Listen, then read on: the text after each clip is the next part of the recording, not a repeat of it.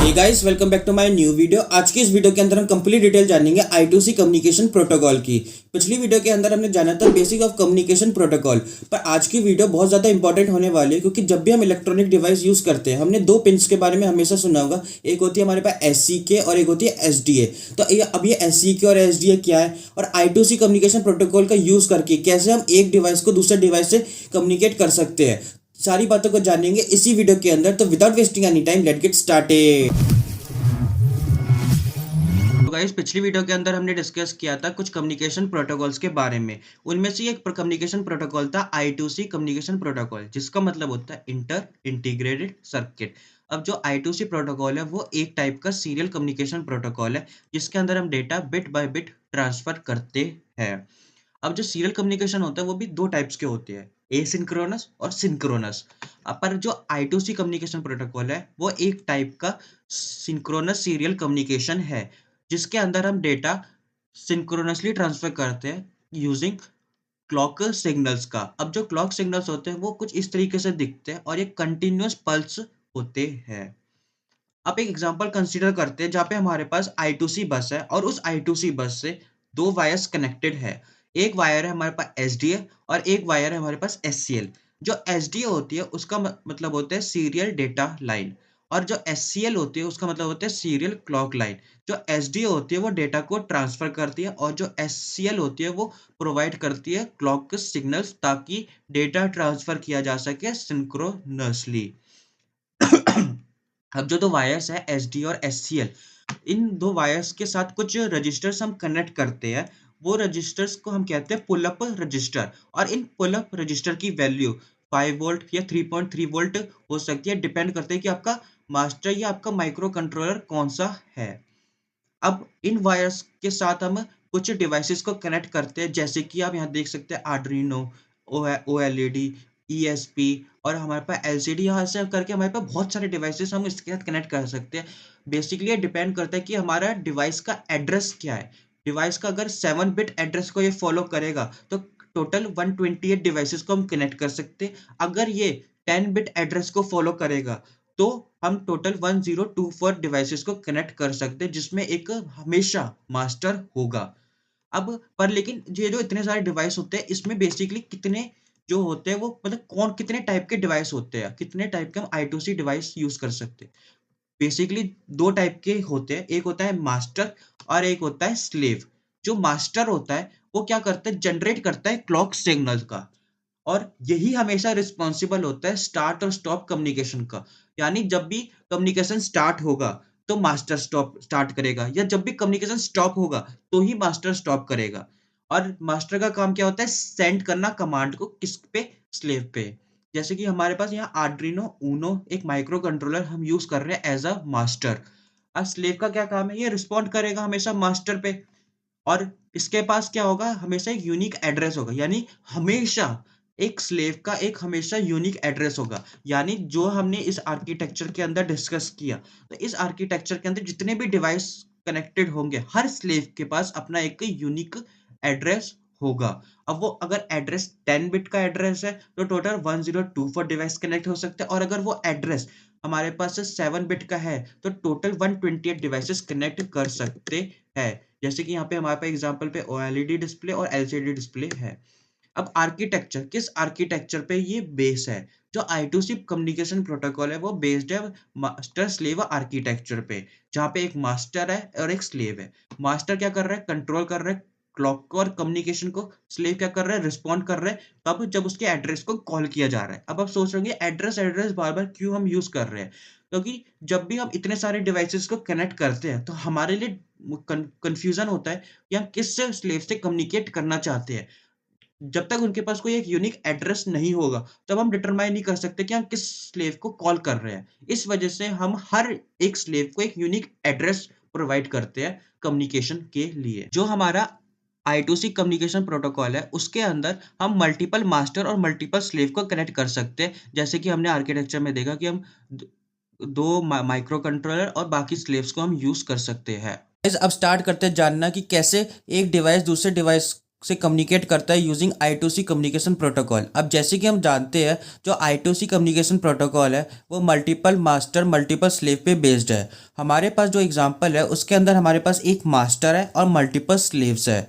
अब हमें देखना है कि कैसे मास्टर जो अपना डेटा है वो स्लेव पे राइट करता है और जो स्लेव है वो अपना डेटा मास्टर पे राइट करते हैं, या हम कह सकते हैं कि कैसे मास्टर स्लेव का डेटा रीड करते हैं। ये रीड और राइट वर्ड्स बहुत ज़्यादा इंपॉर्टेंट है क्योंकि इसी बेस पे हमारे पास 7 स्टेप्स है। जैसे आप देख सकते हैं कि पहला स्टेप है वो है स्टार्ट बिट को सेंड करना, और जो स्टार्ट बिट को सेंड कौन करता है, हमेशा मास्टर ही करता है। मास्टर इनिशिएट करता है स्टार्ट को और मास्टर ही करता है स्टॉप करता है। तो जैसे स्टार्ट बिट सेंड की गई थी ऐसी स्टॉप बिट भी सेंड की जाएगी, किसके द्वारा, मास्टर के द्वारा। अब स्टार्ट और स्टॉप के बीच में हमारे पास कुछ और स्टेप भी है, जैसे कि डिवाइस या स्लेव एड्रेस भेजना। फिर हमारे पास थर्ड स्टेप आ जाता है रीड राइट बिट को सेंड करना। फिर हमारे पास आ जाता है एक्नॉलेजमेंट बिट को सेंड करना, या फिफ्थ स्टेप आ जाता है हमारे पास डाटा सेंड करना। फिर सिक्स स्टेप आ जाता है हमारे पास वापस से एक्नॉलेजमेंट बिट को सेंड करना। ये स्लेव या मास्टर के द्वारा किसी से भी हो सकता है। तो अब जान लेते हैं अपना पहला स्टेप। सो गाइस, स्टार्ट करने से पहले हम दो केस को कंसीडर करते हैं, जहाँ पे हमारे पास केस 1 है। केस 1 के अंदर क्या है, हमारे पास एक मास्टर है और एक स्लेव है। अब क्या है कि मास्टर के पास कुछ डेटा है, वो क्या चाहता है कि मैं इस डेटा को स्लेव पे राइट कर दूँ। तो वो क्या करेगा, अपने पास SDA और SCL पिंस का यूज़ करेगा डेटा को राइट करने के लिए। ठीक है, तो यहाँ पे हमारे पास सबसे इंपॉर्टेंट बात है कि हम क्या करना चाहते हैं, डेटा को राइट करना चाहते हैं। अब हमारे पास दूसरा केस है, केस 2। उस केस के अंदर क्या है, हमारे पास वापस से मास्टर है और स्लेव है। इस बार क्या है, स्लेव के पास कुछ डेटा है और मास्टर क्या चाहता है कि मैं उस डेटा को रीड करूं। तो इस केस के अंदर क्या है, स्लेव जो है वो डेटा सेंड कर रहा है मास्टर को। जो केस 1 था उसमें क्या कर रहा था, मास्टर सेंड कर रहा था डेटा स्लेव को। इस केस के अंदर भी क्या होगा, SDA और SCL पिंस का यूज करके मास्टर डेटा रीड करेगा। और उस केस में क्या था, वो डाटा राइट कर रहा था केस 1 और केस 2 के अंदर। सो गाइस, सबसे पहला केस है हमारा जहाँ पे मास्टर क्या कर रहा है, डेटा को सेंड कर रहा है, या हम कह सकते हैं कि जो मास्टर है वो राइट कर रहा है डेटा किस पे, स्लेव पे।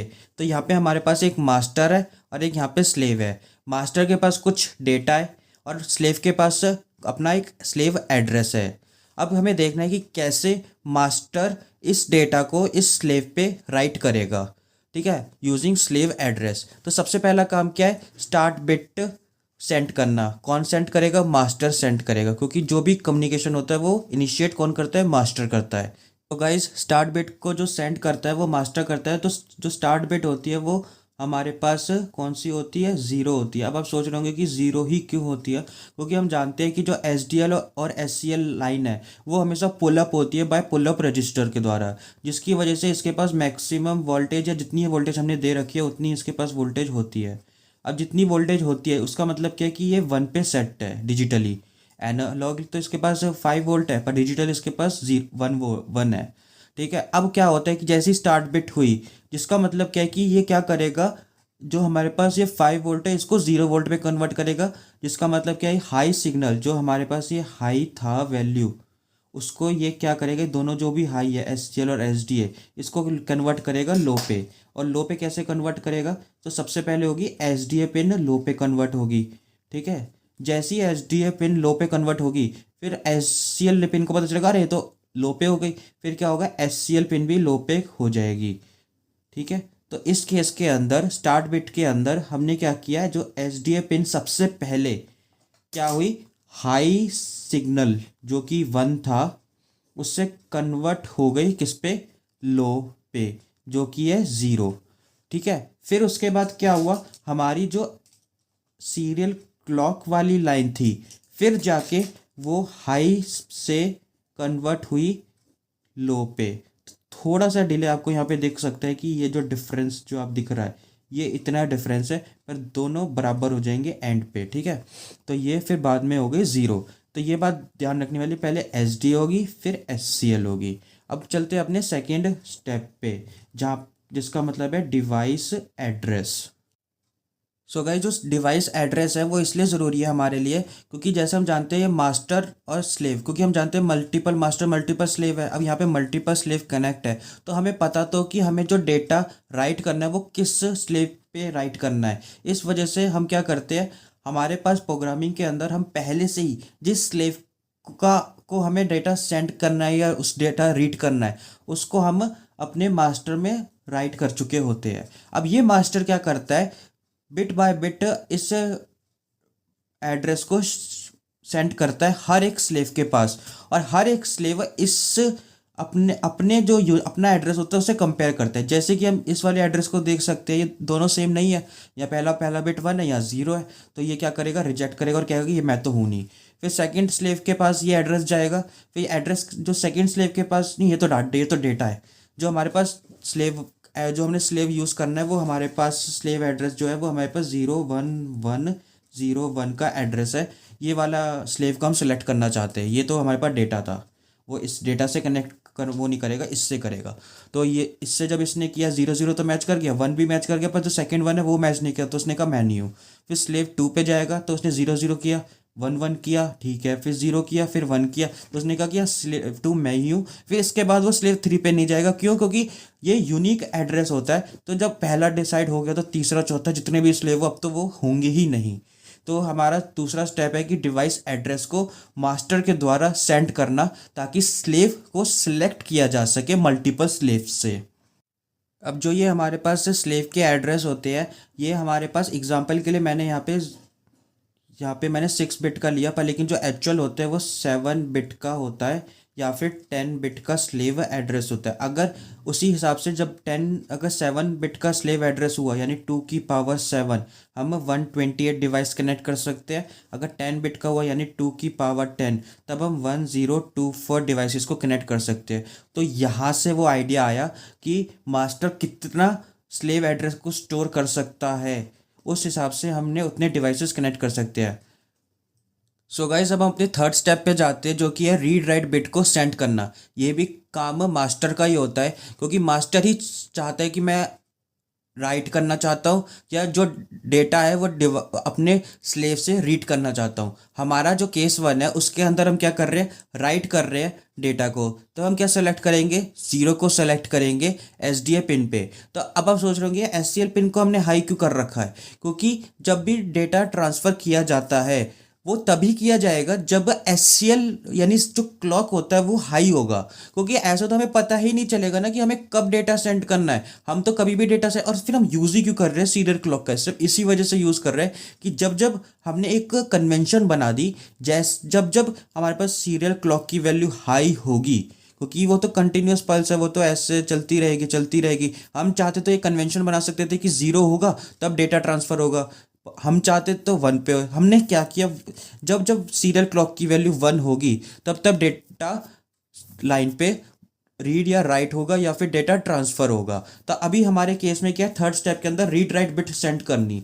तो अगर हमारे मास्टर को राइट करना है तो 0 की सेंड किया जाएगा, अगर रीड करना है तो 1 सेंड किया जाएगा। सो गाइज जो हमारा फोर्थ स्टेप है उसके अंदर क्या एक्नॉलेजमेंट बिट सेंड की जाती है, किसके द्वारा, स्लेव के द्वारा। तो क्या होता है कि जब भी स्लेव अपने मान लो कि मूड में है कि हाँ मेरे को, मतलब मूड इन द सेंस कि वो बिजी नहीं है, वो नॉन बिजी स्टेट में है, तो वो क्या करेगा, एक्नॉलेजमेंट सेंड करेगा 0। जब वो अगर मान लो कि वो किसी और के साथ डेटा शेयर कर रहा है, वो किसी और मास्टर को डेटा भेज रहा है, किसी और मास्टर डेटा उस पर राइट कर रहे हैं, तो उस केस में वो क्या सेंड करेगा, 1 सेंड करेगा जाएगा। और ये कौन करता है, स्लेव सेंड करता है। ये वाली जो एक्नॉलेजमेंट बिट है ये सिर्फ स्लेव करती है। अभी आगे पता चलेगा कि एक और एक्नॉलेजमेंट बिट होती है, वो स्लेव या मास्टर दोनों में से कोई भी कर सकता है। सो गाइस फिफ्थ स्टेप के अंदर हम डेटा को सेंड करेंगे फाइनली। तो क्या जो मास्टर है वो राइट करना चाह रहा है, कौन सा डेटा, 10110, ये डेटा है मास्टर के पास, जो चाह रहा है कि वो किसी सेंसर को भेज दे। ठीक है, अब वो क्या करेगा, जो हमारे पास SDA लाइन का यूज़ करके डेटा को सेंड करेगा और SCL लाइन से वो क्लॉक पल्स को कंट्रोल करेगा। तो जब जब क्लॉक पल्स हाई होगी तब तब डेटा ट्रांसफ़र किया जाएगा। तो पहली बार जब क्लॉक पल्स हाई हुई तो उसने 1 को सेंड कर दिया, जब दूसरी बार हुई तो उसने 0 को सेंड कर दिया, फिर जब तीसरी बार हाई हुई तो उसने वापस से 1 को कर दिया, फोर्थ टाइम पे वापस से 1 को कर दिया, और फिफ्थ टाइम जो कि 5 बिट का ही डेटा है तो उसने 0 को सेंड कर दिया। तो हमारा जो डेटा है वो फाइनली इस तरीके से सेंड कर दिया जाता है यूजिंग SCL लाइन का।